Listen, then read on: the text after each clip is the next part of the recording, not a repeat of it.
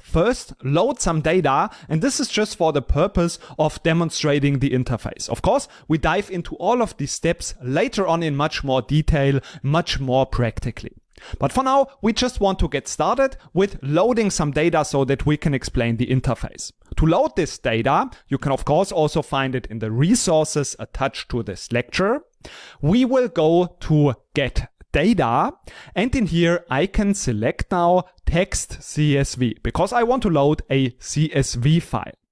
And then I will just navigate to the location where I have downloaded this file to. I'm going to select it and I will just click on Open.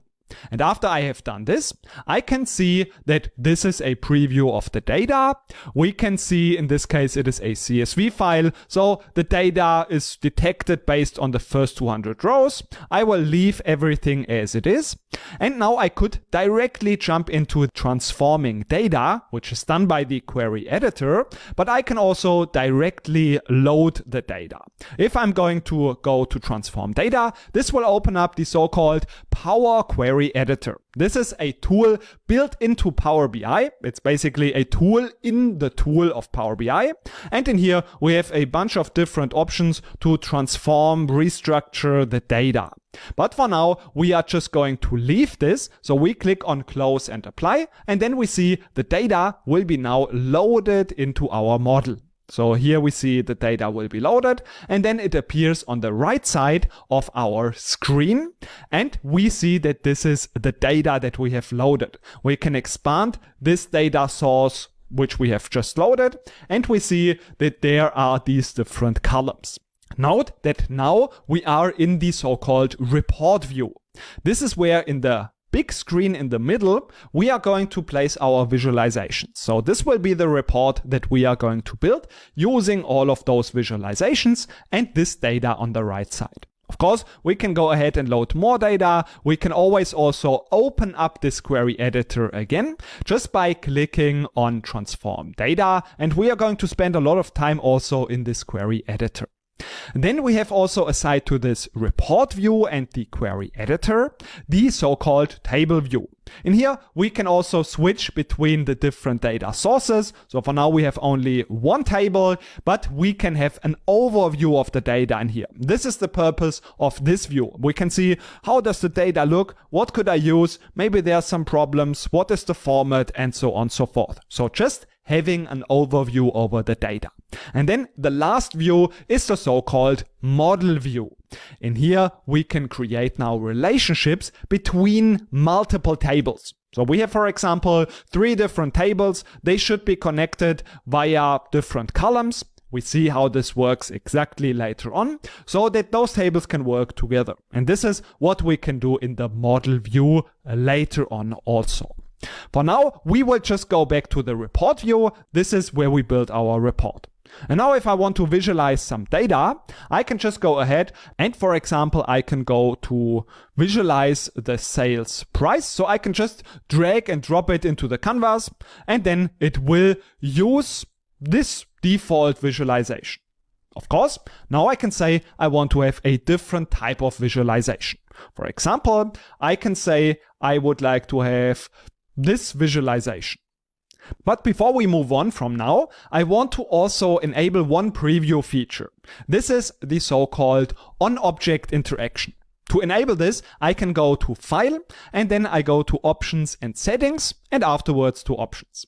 And in here, I navigate to the preview features, and I will enable on-object interaction. I will do this because it's very likely that this will become public also very soon, so that we already use this feature.